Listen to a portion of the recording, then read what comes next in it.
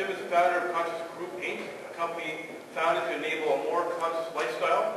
He's a principal consultant of conscious asset management, which helps businesses achieve operational excellence largely through reliability, asset management, people, and change. His experience spans from 31 years in a wide variety of industries in both public and private sectors. His career involves service as an engineer in the Canadian Navy, worked as a machinery engineer in a petrochemical plant, managing the development of support programs for a fleet of ships, reliability and maintenance programs for aircraft and ground-based avionics, consulting in a wide variety of industries, teaching in the fields of physical asset management, reliability, and change. Before starting Conscious Group, Inc., Jim was a global practice leader of PwC consulting practice in physical asset management. Jim is a mechanical engineer, a certified RCA2 practitioner, an active member of Toastmasters International, a frequent speaker and workshop leader, and a teacher of conscious awareness in business. In 2006, his most recent book, Uptime, Strategies for Excellence in Maintenance Management, was published and become widely regarded as a must-read in the maintenance and reliability circles.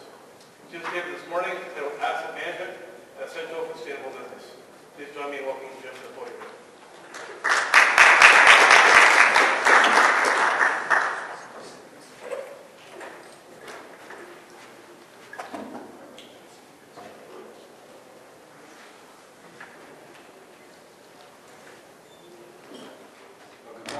Welcome to IMEC 2008. It's good to be back here again.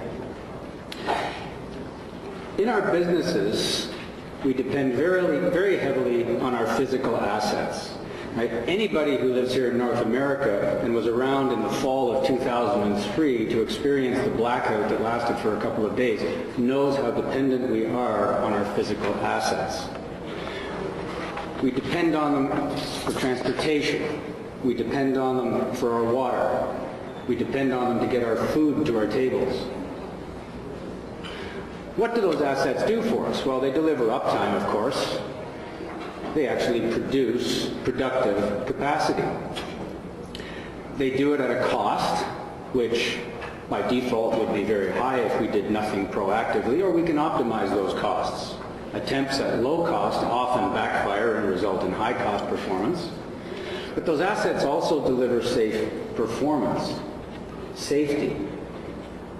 Reliability and safety are linked. The more reliable your asset, the less it fails, the less risk you expose your employees to. In the commercial world, we're typically after money.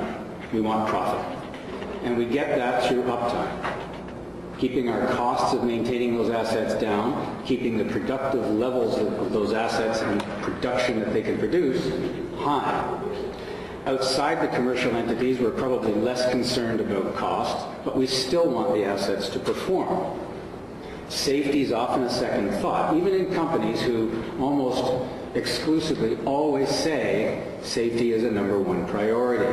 When I speak to audiences of maintenance managers, supervisors, tradesmen, and I ask them what their assets do for them, safety is often an answer I have to prod out of the group. They all say uptime. They all say they deliver it at low cost. They often forget safety. And they forget the environment. After all, if our assets fail to contain the substances that they're working, the processed fluids, if they fail to emit within tolerable guidelines, the assets have also failed us. We tend to forget these things. We also tend to forget the business risk when our assets fail. If our assets are operating, our businesses are producing, and that makes them low risk.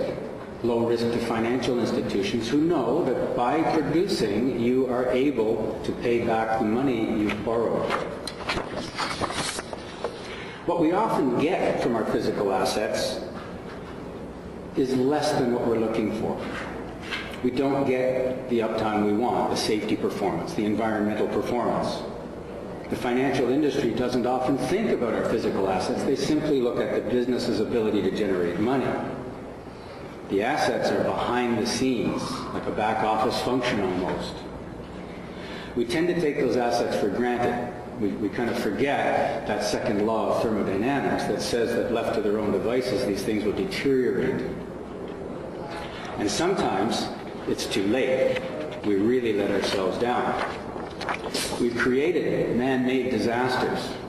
These two pictures depict disasters where physical assets failed us. Bridges.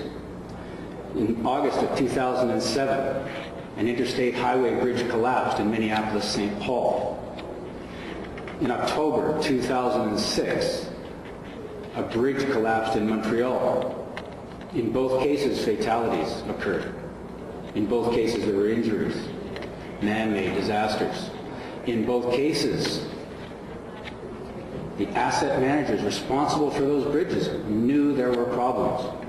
In fact, in St. Paul, Minneapolis, they'd even started to correct the problems. Unfortunately, it was too little and too late. And then natural disasters clearly are not totally of our making, although global warming would suggest perhaps otherwise. But what about our physical assets that are built to protect us from natural disasters? Look what happened in New Orleans when the levees broke and flooded a major U.S. city. These natural disasters happen in part as a result of what our assets are doing to the environment. We emit, and if we're not running efficiently, we emit more than we should. And as a result, we pollute this closed system that we call Earth. Who's the asset manager for planet Earth? Here's a couple of examples of people who take good care of their physical assets. They don't leave too much to chance. They probably don't buy the cheapest version of the equipment that they can find. And you can bet the fellow in the parachute packed it himself. In World War II, the chief engineer of aircraft maintenance typically was on the first flight of any aircraft repair. Great way to assure quality.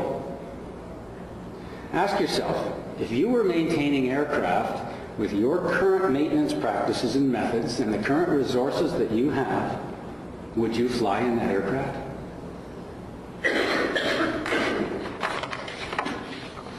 Now, those people take care of themselves.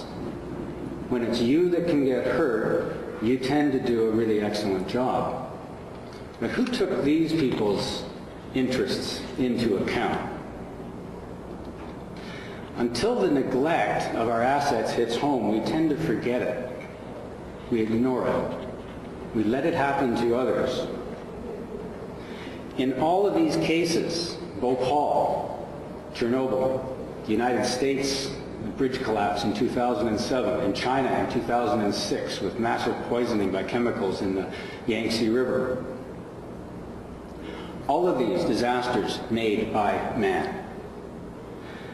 Members of our profession, if you'll call it that, managers of physical assets, allowed these things to happen.